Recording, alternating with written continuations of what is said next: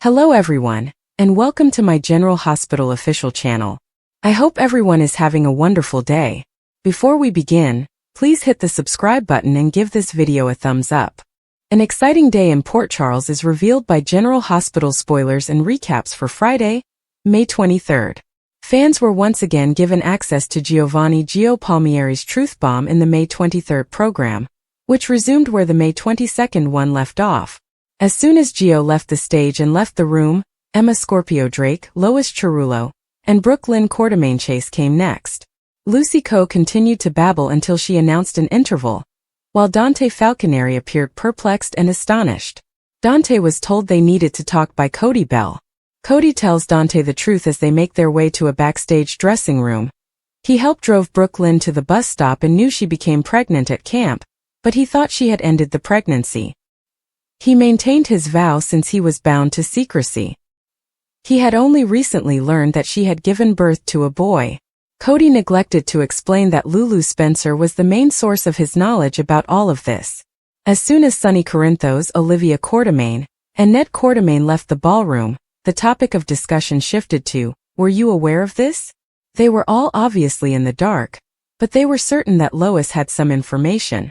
As Sonny looked irate, Olivia wondered how her best friend could have deceived her for so long. When Dante asks the grandparents if they are aware of this, Ned, Sonny, and Olivia respond that they are not. Harrison Chase was present by this point, and he claimed not to have known when Dante questioned him about it.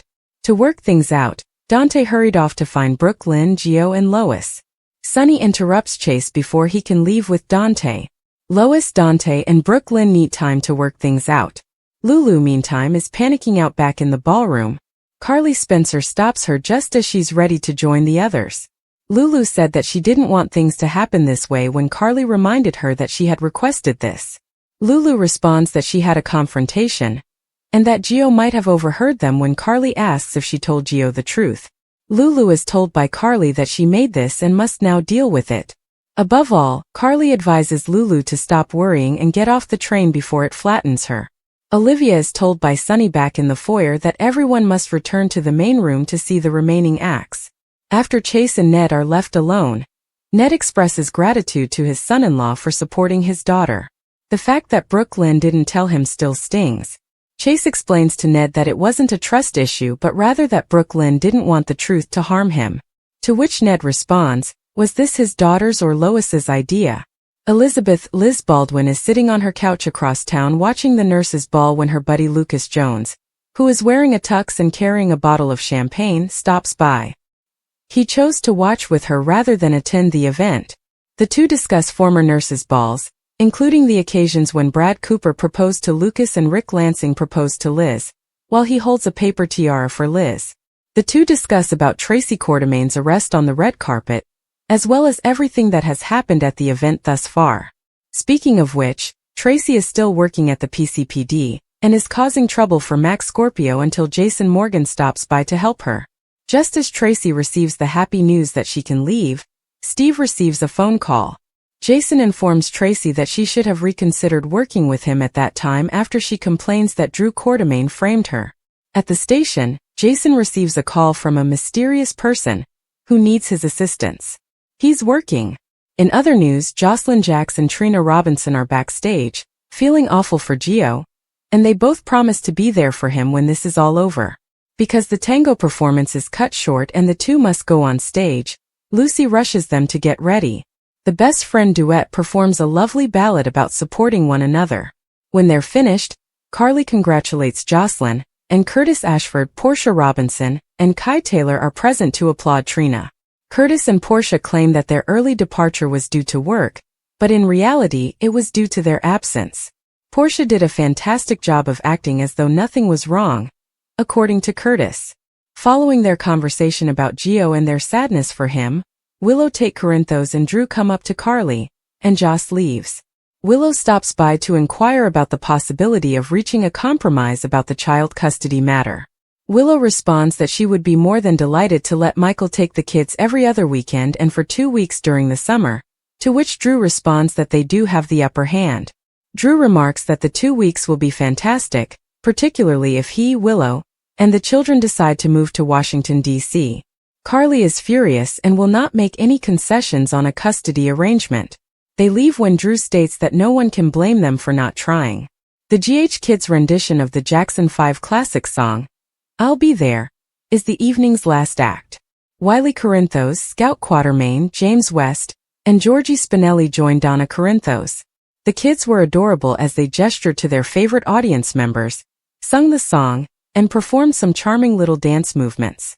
The true surprise was when Michael Corinthos, now portrayed by actor Rory Gibson, entered the room as the children were bowing on stage and confetti was flying from above. Wiley went to his dad as soon as he saw him on stage, and they reunited and gave each other a warm embrace. Sonny, Carly, Joss, and of course Willow and Drew were all in disbelief at the father and son. With Wiley in his arms, Michael left the place after picking him up and telling him they were heading home. According to General Hospital teasers, as everyone on canvas comes to terms with Michael's return and discovers that the Bensonhurst child has significant ties to the little town, the dynamics in Port Charles have completely changed. Michael takes Wiley, crashes the nurses' ball and goes.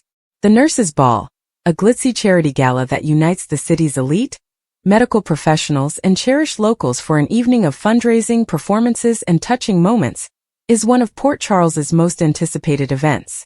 Although the evening is supposed to be a celebration of life, love and community, Michael Corinthos uses it as the backdrop for a startling and desperate deed. Michael shocks the crowd by crashing the celebration, taking his son Wiley, and leaving quickly, leaving his family reeling from betrayal and confusion. This gesture stuns everyone in attendance. Wiley and Michael have never had an easy connection.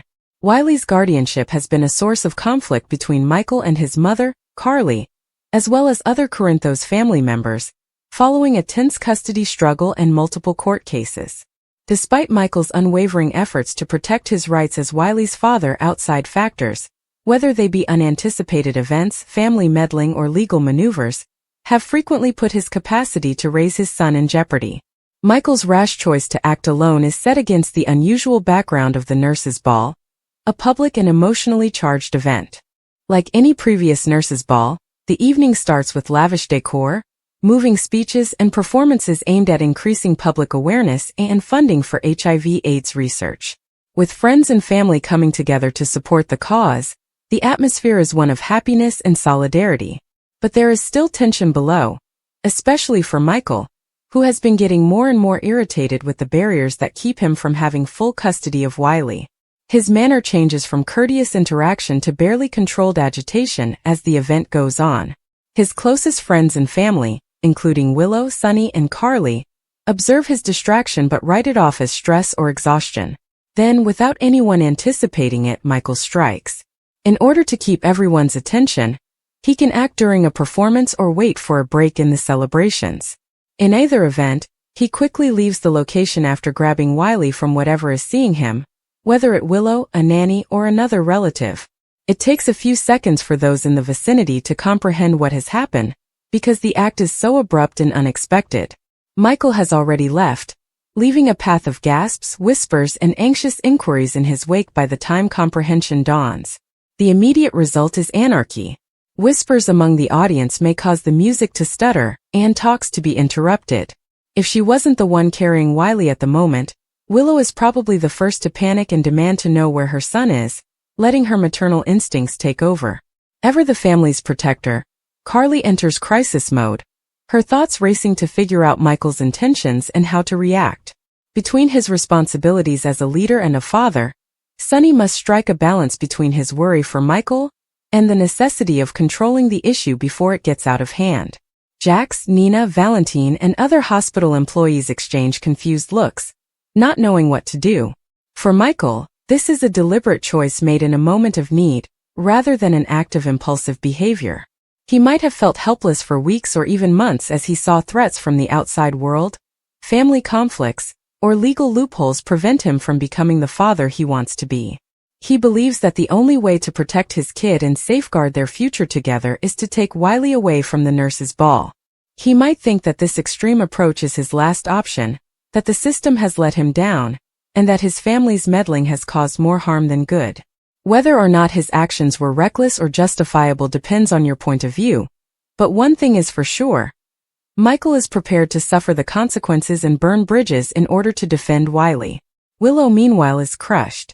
This betrayal is particularly hurtful if she and Michael have been co-parenting Wiley. She might wonder whether something prompted Michael tonight, if she missed the warning signs, or if he had been preparing this all along. In addition to her intense concern for Wiley's safety, she also experiences the emotional toll of having trusted Michael, just to have him vanish with their son. Any remaining trust could be destroyed by this conduct if their relationship was already strained. Carly's response is just as strong. She has always fought tenaciously for her kids like Michael's mother, frequently fusing control and protection.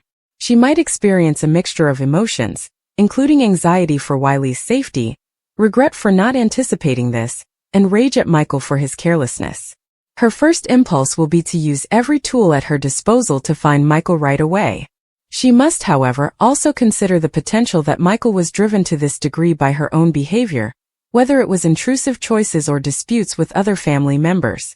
As a father and a significant figure in Port Charles, Sonny must deal with a challenging situation. He knows Michael's suffering because he has gone through his own family issues and custody disputes. He cannot, however, support such a tense and public act. Damage control, keeping the matter from degenerating into a legal or media catastrophe, will be his first task. However, he might feel pressured to shield Michael, even from himself, which could result in conflicts with Carly, Willow, or the police. It is impossible to overlook Michael's actions' legal repercussions. Even though Michael is Wiley's biological father, taking him against his will could be deemed abduction if there is an existing custody agreement. This family turmoil could escalate into a criminal case if the authorities become involved. Attorneys will be contacted, emergency hearings might be planned, and the consequences might push Wiley into a more heated conflict. Despite being motivated by love, Michael's choice can end up backfiring and endangering his parenting rights even more. The incident had an impact on Port Charles beyond the immediate family. Scandal now overshadows the nurses' ball, which was supposed to be a night of camaraderie and hope. The hospital staff is left to handle the disturbance while upholding the charity's reputation, especially those who planned the event. Other guests, including rivals, friends, and impartial onlookers, will respond differently. Some people would feel sorry for Michael, comprehending the desperation of a father. Others will denounce him for his risky and self-centered behavior. There will be division in the court of public opinion, which will exacerbate an already tense situation. The hunt for Michael and Wiley gets more intense in the hours and days that follow. If Jason is in the photo, Carly and Sonny might ask him to help them find them covertly. Willow may seek both practical and emotional support from Chase or other supporters. Michael, meanwhile, has to deal with the consequences of his choice no matter where he is. Is he ready to live in hiding? Does he think he can provide Wiley the stability he needs? What transpires when he has eventually confront his family once more? Everything changes because of this one act. Kidnapping Wiley and breaking into the nurse's ball. Loyalty is called into question, relationships are put to the test, and the resulting repercussions will change the dynamics of the Corinthos family for months to come. It remains to be seen if Michael's risk succeeds or causes further heartache, but one thing is for sure, Port Charles will never be the same. Michael's acts are the result of months of annoyance, court cases, and emotional upheaval rather than being rash decisions. Michael and Willow Tate, Wiley's adoptive mother, and Wiley's biological mother, Nellie Benson, have been at odds over the little child at the heart of a sour custody battle, Wiley. Michael feels helpless and trapped since the court system has not given him the justice he feels he is entitled to. Even though he is normally calm, the loss of his kid becomes too much for him to handle, and he resorts to extreme means. Michael has the ideal chance to make a statement at the nurses' ball because of its well-known guests and media attention. Tension is simmering beneath the surface as talks and acts take place during the occasion. Michael observes from the shadows, having already made up his mind. He moves forward when the time is appropriate, attracting attention right away. As he gets closer to Wiley, who is not aware of the tempest that is about to hit him, gasps reverberate through the crowd. Michael ignores the objections of those around him and immediately snatches Wiley into his arms. No amount of arguing or begging will stop him now. His face is a mask of resolve. Taken by surprise, Willow's reaction is a mix of dread and disbelief. Because Wiley was with friends and family, she had thought he was safe. And now suddenly he is being removed from her. She screams and reaches for Wiley, but Michael is already on the move, his strides deliberate and swift. Despite security's attempts to step in, Michael remains steadfast. Even though the law isn't on his side tonight, he has something more powerful. A father's love and his desperate need to keep his child safe at all means. Michael's actions have immediate and significant repercussions. Originally intended to be a joyful evening, the nurses' ball is now marred by controversy and uncertainty. Hospital employees are left to pick up the remnants of the interrupted event, while guests mumble in shock and reporters rush to document the drama that is developing. But for Michael, there is only the somber relief of holding Wiley again, free from what he believes to be an unfair and poisonous circumstance. The consequences start to become apparent as the night goes on. Devastated and enraged, Willow approaches the police and demands justice. After everything they had gone through together, she finds it incomprehensible that Michael would so totally break her confidence. Their formerly solid alliance, which was based on their shared affection for Wiley, is now in ruins. Nellie, ever the opportunist, observes from the sidelines in the meantime, figuring out how this development could advance her own goals. Since she has always been an expert manipulator, Michael's impetuous action might have given her the leverage she requires. The responses of the Corinthos family are not all the same. Michael's father, Sonny, is aware of the emotional and legal ramifications of his son's behavior, while still understanding the depths of a parent's love. Carly, who has always been protective of Michael, finds it difficult to accept the gravity of what he has done while still standing with him. The steadfast enforcer Jason is prepared to protect Michael at all costs. Even though the family has a big influence in Port Charles, they might not be able to protect Michael from the consequences of his choice. In the midst of this storm, Wiley is scared and perplexed. He is too young to completely understand the situation. All he knows is that the people he cares about are suddenly at odds. The road ahead is unpredictable, and the stability he once knew has been broken. Regardless of his motivations, Michael now needs to confront the truth about what he did. Not only to Willow and Nellie, but also to Wiley. Legal disputes are imminent, and Willow and Nellie are each ready to fight for custody with newfound zeal. Although Michael may have gained control in the short term, his actions may eventually make it more difficult for him to obtain legal custody. No matter the circumstances, parental kidnapping is not tolerated by the courts. Unquestionably, Michael loves Wiley, but his tactics might have cost him more than he knows. Port Charles is left reeling as the rubble settles. Despite its intended purpose of uniting people, the nurses' ball has shown relationship rifts, and the extent people will go to for those they care about. Everyone involved will suffer long-term effects by Michael's choice to crash the ball and take Wiley. Whether he can undo the harm he has created or if it is too late is the question at hand. In the days that follow, new disputes emerge, secrets are exposed and alliances change. Willow, who was formerly kind and understanding, hardens her heart against Michael and makes a commitment to battle him to the death.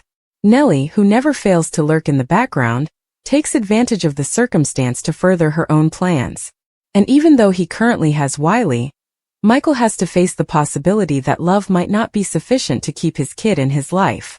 There is still plenty to be discovered about Michael, Wiley, and the nurses' ball. What started out as a father's last-ditch effort to show love has turned into a tale of treachery, court battles, and psychological destruction. One thing emerges from the characters' struggles with the fallout.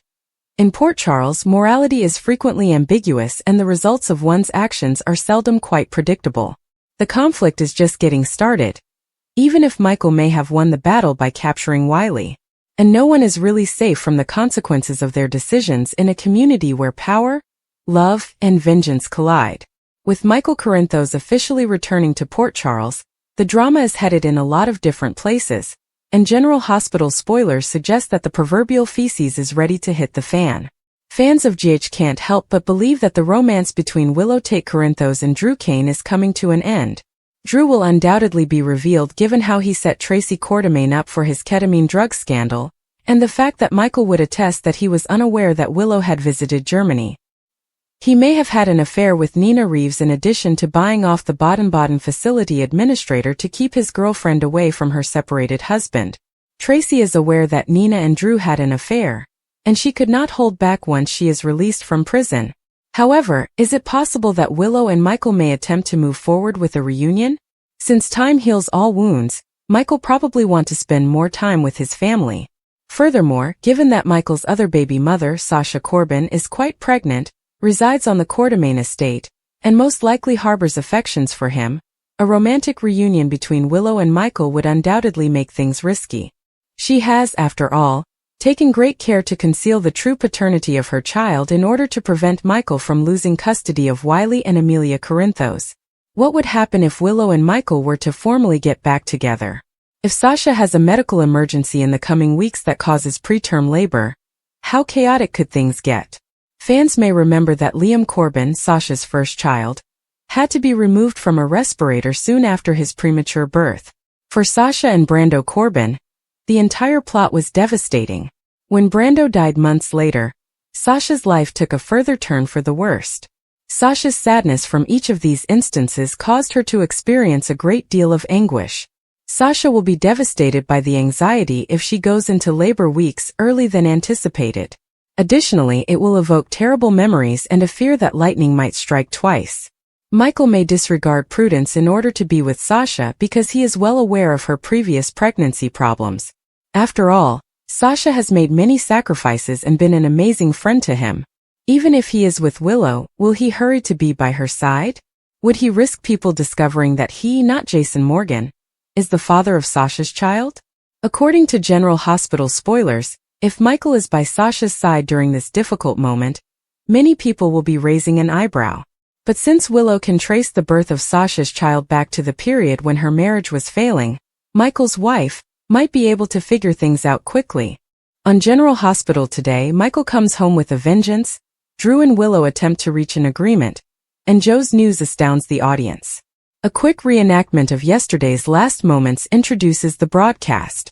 Gio dedicates his upcoming performance to his parents, Brooke Lynn and Dante, who had lied to him all of his life, didn't want him, didn't claim him and gave him away.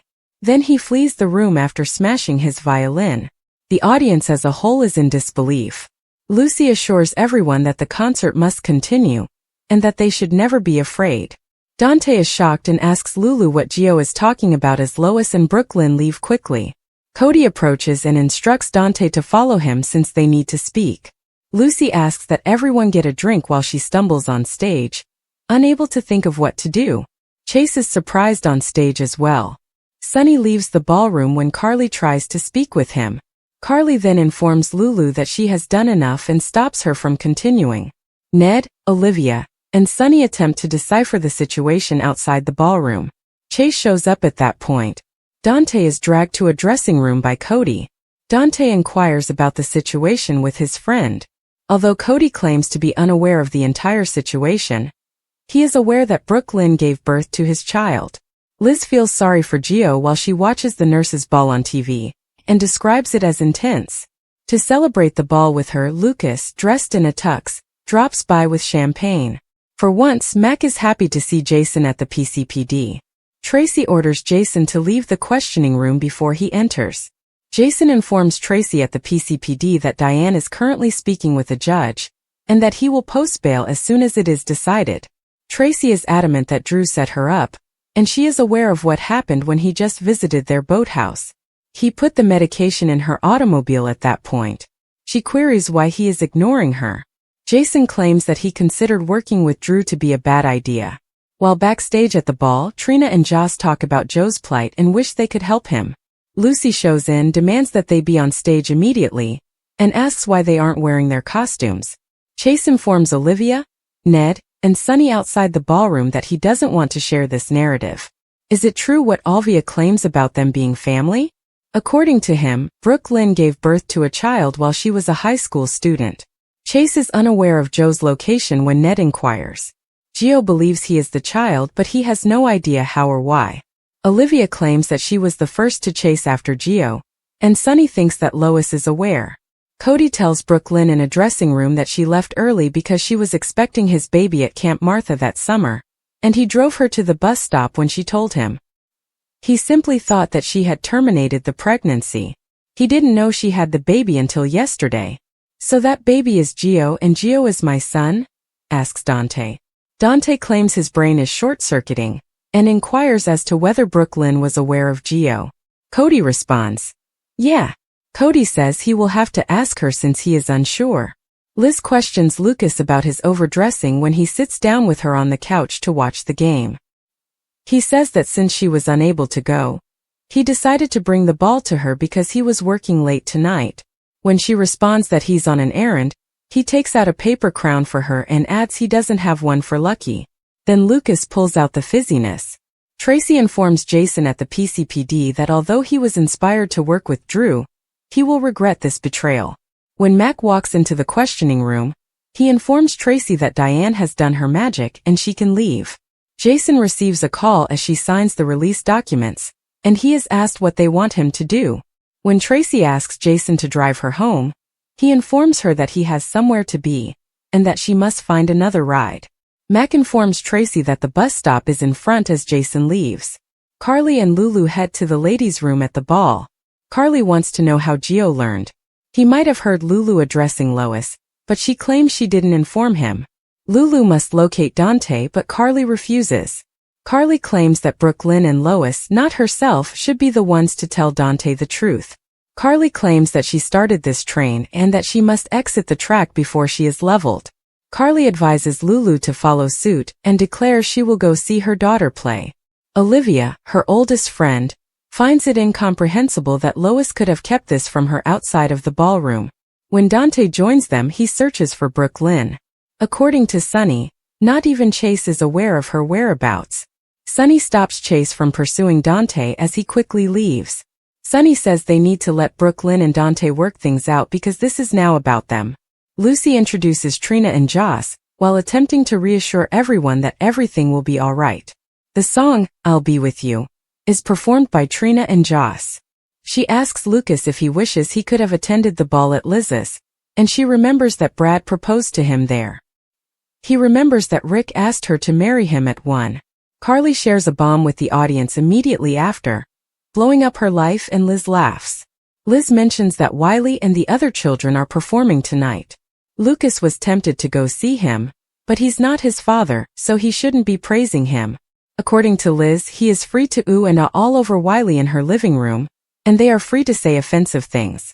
Liz wonders if Tracy was tazzed on the carpet and adds those kids will be so off-key. Kai, Portia, and Curtis are waiting to present Trina with flowers behind the ball's stage. They tell her that the night's best act was her and Joss. They urge Trina to stay, but Portia observes that after finishing her act, she and her father are leaving for home because they have to go to work in the morning. Curtis and Portia leave after Trina and Kai share a kiss. Curtis acknowledges Portia's persuasiveness. Because Trina is so joyful, Portia didn't want to ruin her evening. In another scene, Carly tells Joss how wonderful she and Trina were. According to Joss, Joe's stopping the show was the reason they weren't supposed to continue on so quickly. She keeps thinking about him all the time.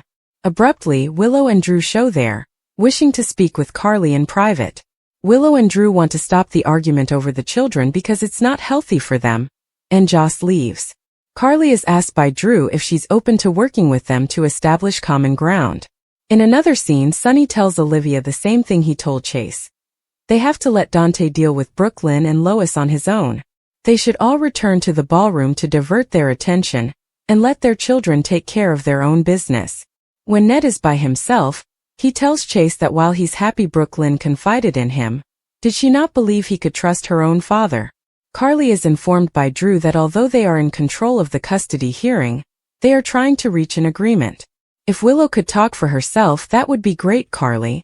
Willow says they are happy to let Michael take the kids every other weekend and every other summer, and Drew reminds her, "We are one together."